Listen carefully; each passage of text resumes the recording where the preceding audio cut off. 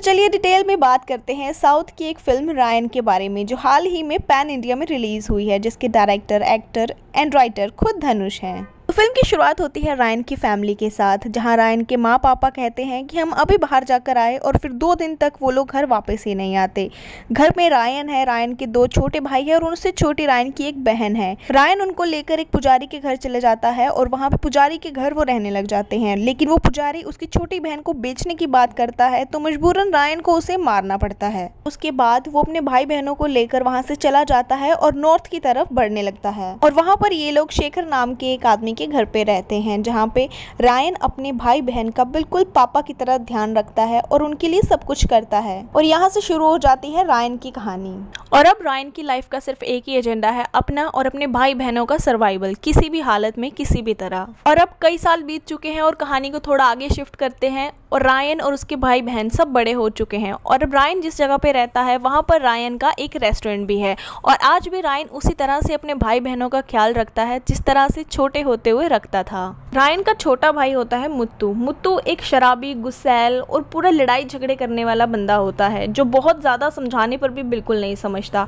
और उससे छोटा भाई होता है मानिक। मानिक कॉलेज स्टूडेंट है और कॉलेज के पॉलिटिक्स और लड़ाइयों में पड़ा रहता है। और उससे छोटी बहन है दुर्गा। दुर्गा बहुत अच्छी लड़की है और रायन सबसे ज्यादा दुर्गा से प्यार करता है। और अपने दोनों बिगड़े हुए भाइयों को ठीक एक पिता की तरह रायन समझाता है, अपने गुस्से पे कंट्रोल रख के। रायन वैसे बहुत चुपचाप और शांत रहने वाला बंदा होता है, लेकिन उसका गुस्सा बहुत ही ज्यादा खतरनाक होता है और वो दोनों भाई रायन से बहुत डरते भी हैं। और अब एंट्री होती है फिल्म में 2 गैंग्स की, जो कि गुंडों की गैंग होती है। एक गैंग का नाम होता है दुरई गैंग। उस इलाके में जितनी भी दुकानें हैं वो सारी दुरई की है, सिर्फ एक दुकान को छोड़ के, और वो दुकान किसकी है? रायन की। और दूसरे इलाके में रहता है सेतु। सेतु की अलग गैंग है, वो दूसरे इलाके का गुंडा है। और इन दोनों गैंग्स के बीच में कभी कोई लड़ाई झगड़ा नहीं होता, जिससे कि वहां पे रहने वाले लोगों को कोई प्रॉब्लम नहीं आती। और अब जब कोई मारधाड़ या फिर गुंडागर्दी वहां पे नहीं होती इन 2 गैंग्स के रहने के बावजूद भी, तो पुलिस का कोई काम ही नहीं है वहां पर। फिल्म का एक कैरेक्टर शेखर अन्ना भी है। शेखर अन्ना को रायन बिल्कुल अपने पिता की तरह मानते हैं और शेखर अन्ना भी रायन से उतना ही प्यार करते हैं, क्योंकि रायन पूरे बचपन से अपना वहीं पे रहा होता है। उस पूरे इलाके में रायन से सब डरते हैं। हालांकि रायन कोई भी गुंडागर्दी नहीं करता और कभी भी रायन ने किसी से कोई लड़ाई झगड़ा नहीं किया होता। एक दिन दुरई के कुछ लोग बार में आते हैं, जहां पर शेखर अन्ना और मुत्तू दोनों बैठे हुए होते हैं और वो लोग रायन की दुकान की डील करने लगते हैं। और ये सब सुनकर मुत्तू को गुस्सा आ जाता है और वो बॉटल फोड़ देता है दुरई के आदमियों के सिर पे। और अब रायन के भाई को पुलिस वाले उठा के ले जाते हैं और रायन पुलिस स्टेशन जाता है। रायन को पता चलता है, स्टेशन में ऑफिसर कहते हैं कि जिस बंदे के सिर पे तुम्हारे भाई ने बोतल फोड़ी है, उन्होंने केस कर दिया है और अब तुम्हारा भाई लॉकअप में ही बंद रहेगा, लेकिन अभी FIR नहीं हुई है, तो अगर तुम उस बंदे से जाके बात कर लो और अपना केस वापस लेने को कह लो तो शायद कुछ हो सकता है। तो अब रायन हॉस्पिटल जाता है और उस बंदे से कहता है कि तुम्हें अपना केस वापस लेना पड़ेगा, कंप्लेंट वापस लेनी पड़ेगी। अगर तुमने ऐसा नहीं किया तो मैं तुम्हें जान से मार दूंगा और सारा इल्जाम अपने सर पे ले लूंगा। तो वो बंदा रायन की बातों से डर जाता है और अपनी कंप्लेंट वापस ले लेता है। पुलिस वाले रायन से पूछते हैं कि तुमने ऐसा क्या कहा कि उसने अपनी कंप्लेंट वापस ले ली। तो रायन कहता है कि कुछ नहीं, बस मैं तो उसके सामने गिड़गिड़ाया। और अब पता चलता है कि जिस बंदे के सिर पे बोतल फोड़ी गई थी वो दुरई के आदमी थे। तो दुरई रायन को अपने पास बुलाता है और उसे कहता है कि अपने भाइयों को थोड़ा समझाए, अदरवाइज बात बहुत ज्यादा बढ़ सकती है। और यहाँ पर सारी गलती मुत्तू की होती है, तो रायन मुत्तू को समझाता है। और अब उस इलाके में एक नया पुलिस ऑफिसर आता है और उसे पता होता है कि यहाँ पर 2 बहुत बड़ी गैंग्स हैं, दुरई और मुत्तू की, लेकिन उनके बीच में कभी कोई झगड़ा नहीं होता, तो इसलिए वहां पर पुलिस का कोई ज्यादा काम नहीं होता। और वो ये भी चाहता है कि उन दोनों गैंग्स को खत्म कर दिया जाए। फिर वो सोचता है कि अगर इन दोनों गैंग्स को आपस में लड़ा दिया जाए तो ये दोनों गैंग्स आपस में ही लड़के खत्म हो जाएंगी।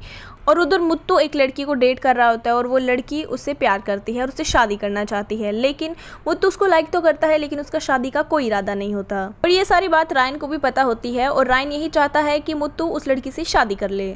और दूसरी तरफ पुलिस इंस्पेक्टर पूरा प्लान कर लेता है कि किस तरह से इन दोनों गैंग्स को खत्म करें और किस तरह से इनको लड़ाएं, ताकि वो सारा इलाका हमेशा के लिए सेफ हो जाए। और अब पुलिस इंस्पेक्टर सेतु के कुछ लोगों को बुलाकर उनका एनकाउंटर कर देता है। और जिस जगह पे एनकाउंटर होता है और एनकाउंटर वाली जगह पे कुछ इस तरह से प्लॉटिंग की जाती है कि देखने वाले को यही लगे कि वो दुरई की गैंग का काम है। और अब जब सेतु को ये सब पता चलता है तो सेतु को बहुत गुस्सा आता है, लेकिन वो सोचता है कि आज तक ऐसा कभी नहीं हुआ क्योंकि उन दोनों गैंग्स के बीच में कभी कोई लड़ाई नहीं हुई।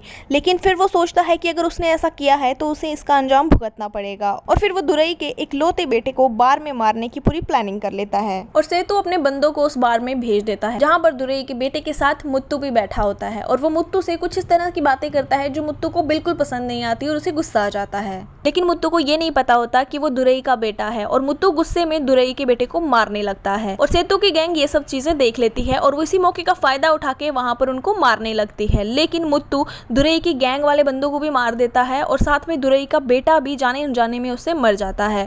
अब पूरा इंजर्ड होके मुत्तू घर वापस आ रहा होता है जहाँ पे उसे रायन दिखता है। अब रायन के पास दुरई का कॉल आता है और दुरई उसे कहता है कि मुत्तू ने उसके बेटे को मार दिया। अब एक ही रास्ता है कि रायन चुपचाप मुत्तू को दुरई के हवाले कर दे, अदरवाइज वो उसकी सारी फैमिली को एक एक करके खत्म कर देगा। और ये सब सुनकर रायन को बहुत ज़्यादा गुस्सा आ जाता है और रायन उसी रात दुरई के घर चले जाता है और वहाँ पर दुरई के सारे लोगों को मारने लगता है। मुत्तू और मानिक दोनों भाई भी रायन के साथ होते हैं और वो लोग दुरई के बंदों की जमकर पिटाई करते हैं। दुरई की गैंग तो मरती ही है, लेकिन उसी रात दुरई को भी मार दिया जाता है और एक ही रात में सब कुछ खत्म हो जाता है और सुबह होते होते किसी को भी पता नहीं चलता कि दुरई को किसने मारा।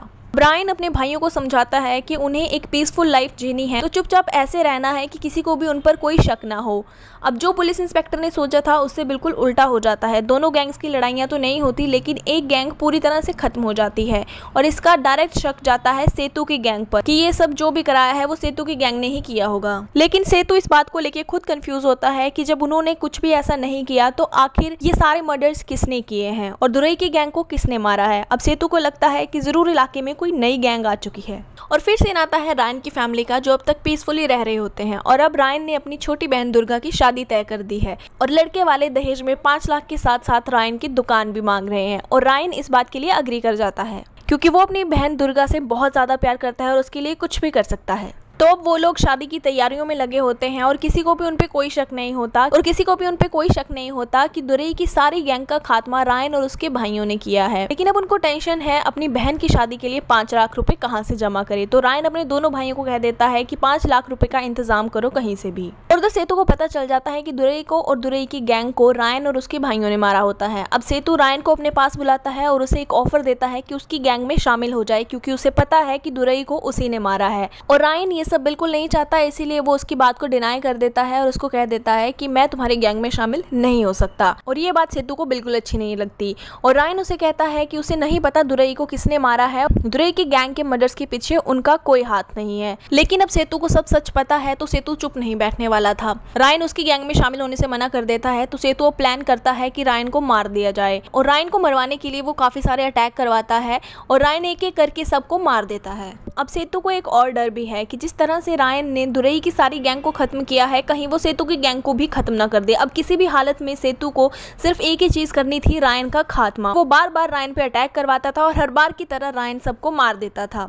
लेकिन अब तक रायन को इन सब चीज़ों से कोई प्रॉब्लम नहीं थी। फिर रायन सोचता है कि अब तक तो ये अटैक मुझ पे हो रहे हैं, लेकिन अगर एक भी अटैक उसकी फैमिली में से किसी पर भी हुआ तो वो सेतु को और सेतु की पूरी गैंग को नहीं छोड़ेगा। ये सब सोचकर रायन शेखर अन्ना से डिस्कस करता है और ये डिसीजन लेता है कि वो दुर्गा की शादी से पहले ही सेतु को मार देगा। अब ये डिसाइड करके रायन सेतु के घर की तरफ निकल जाता है, लेकिन वो जैसे ही सेतु के घर पे पहुंचता है तो उसे अपनी बहन दुर्गा वहां पे मिलती है, जिसे सेतु के बंदे उठा के ले आते हैं और उसे वहां पर बांध देते हैं।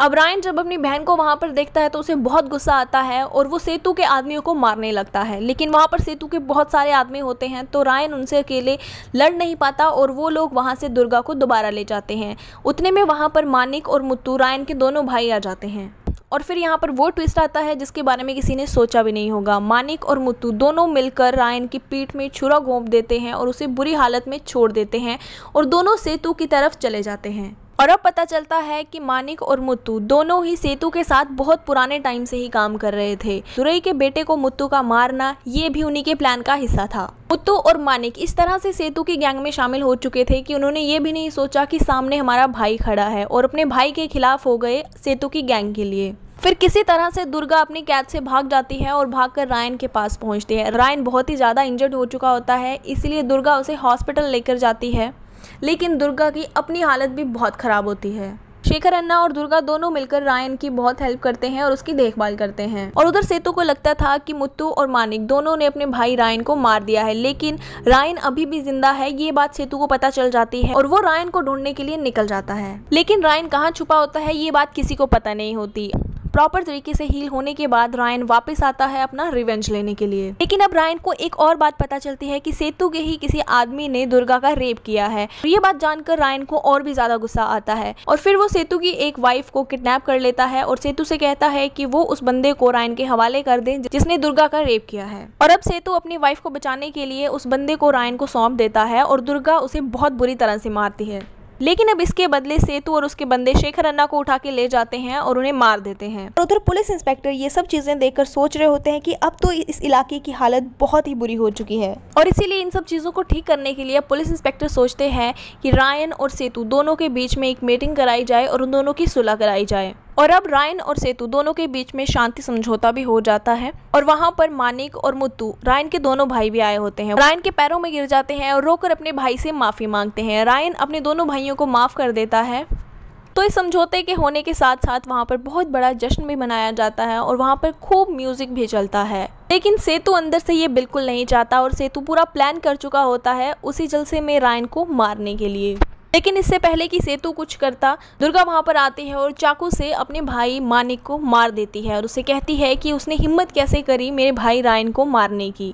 ये सब देखकर रायन दुर्गा को वहां से निकालता है और उसको ऑटो से घर भेज देता है। और अब दोबारा वहां पर गैंग वॉर छिड़ चुका था, लेकिन मानिक अभी भी सेतु की साइड ही था। रायन एक एक करके सेतु के सारे गुंडों को मार रहा होता है, लेकिन मानिक रायन को ही मारने लग जाता है। रायन इतना ज्यादा गुस्से में होता है कि वो अपने भाई मानिक और सेतु दोनों को ही मार देता है। और ये सारा प्लान था उस पुलिस इंस्पेक्टर का। उसने पहले ही रायन से बात कर ली थी कि अगर वो सेतु को और उसकी पूरी गैंग को मार देता है तो वो रायन के अभी तक की जितने भी क्राइम है उन सबको माफ कर देगा। और साथ में रायन प्लान करता है कि वो वहां से चला जाएगा, लेकिन पुलिस इंस्पेक्टर उसे बहुत सारे पैसे भी देने वाला था। लेकिन पुलिस इंस्पेक्टर का प्लान कुछ और ही होता है। वो पैसे देने की बात करता तो है, लेकिन उसका प्लान ये था कि वो रायन को भी मार देगा। लेकिन रायन शायद ये बात पहले से ही जानता था, इसीलिए वो पुलिस इंस्पेक्टर से मिले बिना ही वहां से चला जाता है। लेकिन वहां से निकलने से पहले रायन को पता चलता है कि वैशाली और मुत्तू ने शादी कर ली थी और उनका एक बेटा भी है। लेकिन अब वैशाली उस बेटे को अपने पास रखने से मना कर देती है, इसीलिए रायन उस बेटे को भी अपने साथ ले जाता है।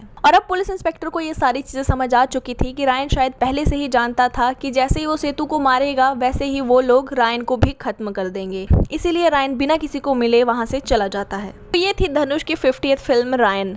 ये फिल्म भी बहुत अच्छी थी, लेकिन धनुष ने अपने करियर में अब तक रायन से भी बहुत ही बेटर और बेस्ट फिल्म्स दी है। रायन जहां एक फैमिली ड्रामा से शुरू होती है, आगे चलकर एक गैंगस्टर में बदल जाती है, जो एक फुली रिवेंजफुल और थ्रिल मूवी है। और इसमें रायन का कैरेक्टर बहुत ही इंटरेस्टिंग है, जहां उसमें जितना ज्यादा गुस्सा है वो उतने ही शांति से सारी चीजों को हैंडल करता है और उसका मकसद सिर्फ एक पीसफुल लाइफ जीना है और अपना और अपनी फैमिली का सर्वाइवल है। रायन का फर्स्ट हाफ जहाँ पे स्टोरी बिल्ड करने में लग जाता है और अपने कैरेक्टर समझाने में लग जाता है और उसके भाई बहन के आपस के रिश्तों को समझाने में लग जाता है, वहीं पे सेकंड हाफ पूरा रिवेंजफुल रहता है और सारा एक्शन से भरा हुआ है। तो overall Ryan one time watch movie है। एक अच्छी कहानी है, अच्छी स्टोरी है, लेकिन थोड़ी सी पुरानी है। ऐसा लगता है कि साउथ की काफी पुरानी स्टोरी हमें उठाकर सुना दी गई हो।